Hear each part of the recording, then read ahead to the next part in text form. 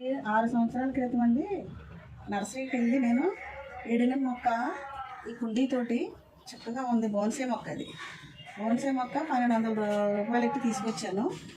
Garden set చేసినప్పుడు పోయినాయండి.